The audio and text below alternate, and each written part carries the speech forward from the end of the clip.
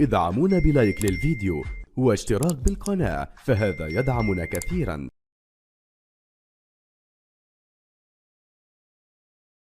عبد المجيد، الله الله الله الله الله الله الله الله، أول الأهداف في هذه المواجهة يأتي عن طريق عبد المجيد صبيري، ووضع سيمون في زاوية وسدد الكرة في الزاوية الأخرى لتتقدم المغرب الآن بأول أهداف اللقاء، وتتقدم بالركلة الترجيحية الأولى ليأتي الدور في الجانب المقابل على بابلو سارابيا.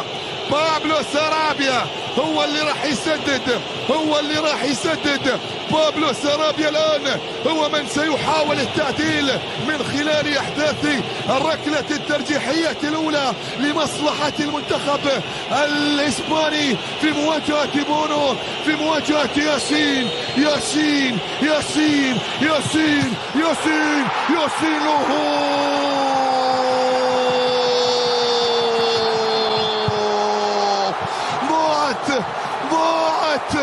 ضاعت كرة بابلو سارابيا، كرة بابلو سارابيا.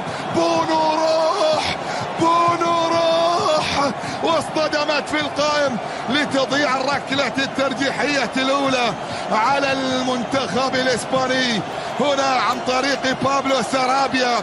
وانتظر الآن الركلة الترجيحية الثانية بأقدام حكيم زياش، المتعة والإبداع، زياش الإتقان، زياش فريق العاصمة اللندنية أو الإنجليزية لندن. حكيم الآن في مواجهة أوناي سيمون. حكيم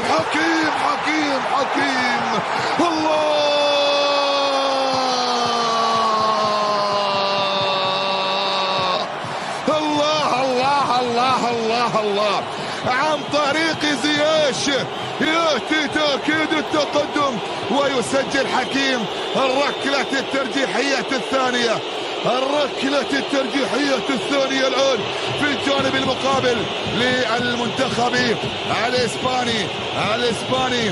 والركلة الترجيحية الثانية المحاولة هنا عن طريق البديل الذي دخل في اللحظات الأخيرة من أحداث هذا اللقاء، كارلوس سولير في مواجهة ياسين، سولير في مواجهة بونو. يلا يا ياسين، يلا يا زين، يلا يا ياسين. سولير، الله الله الله الله الله الله.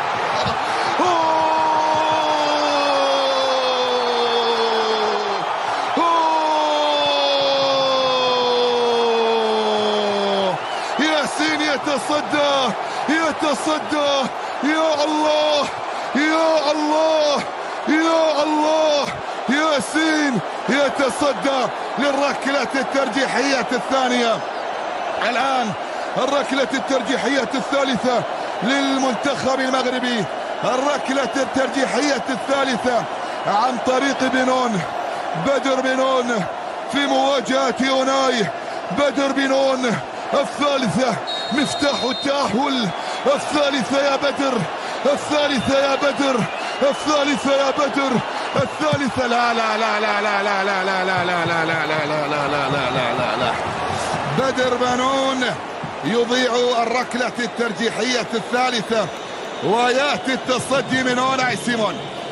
يأتي التصدي من أوناي سيمون للمحاولة والكرة الماضية، لكن لا زال المنتخب المغربي متقدم بهدفين من 3 ركلات مقابل لا شيء للمنتخب الإسباني، مع الركلة الترجيحية الثالثة الآن عن طريق القائد سيرجيو بوسكيتس.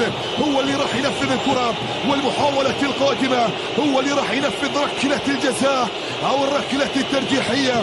عيدها يا ياسين، عيدها يا زين، عيدها يا زين، عيدها يا بونو، عيدها يا بونو. طلبتك انك تعيدها يا بونو. بونو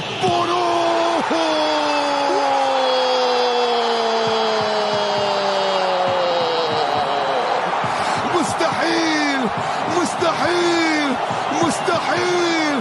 ياسين بونو يتصدى لركلة بوسكيتس، يتصدى لمحاولة بوسكيتس.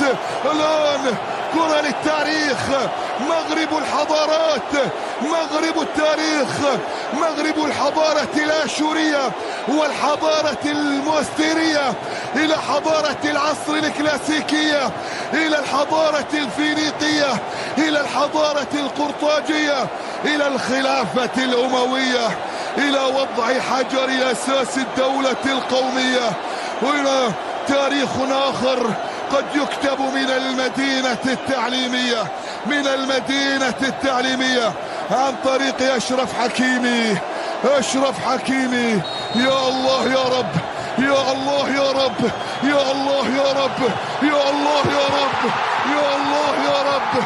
المغرب للتاريخ، المغرب للتاريخ، المغرب إلى الدور القادم، فخر العرب إلى الدور القادم، فخر العرب. يقولون لإسبانيا مع السلامة باي باي، مع السلامة باي باي، بلا تشاو، بلا تشاو، بلا تشاو. اللهم لك الحمد، اللهم لك الحمد.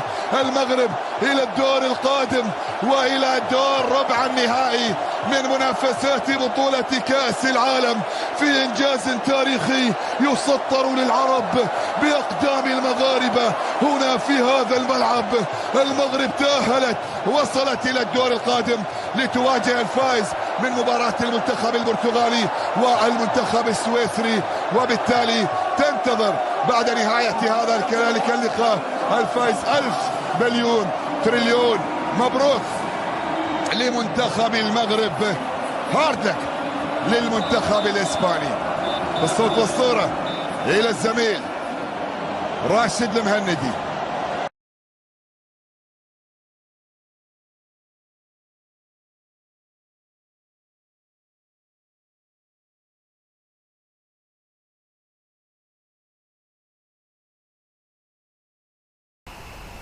تعرف على منافس المغرب وموعد مباراته القادمة في ربع النهائي والقنوات الناقلة.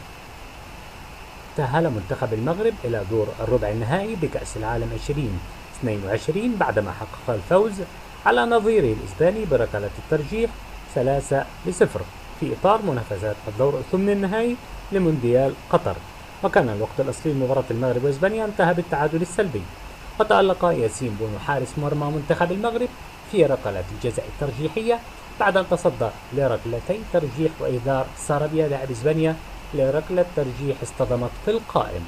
وتلعب مباراة ربع النهائي بين المنتخب المغربي ومنافسه المنتظر والفائز من مباراة البرتغال وسويسرا في تمام الساعة 5 من مساء يوم السبت المقبل على ملعب الثمامة.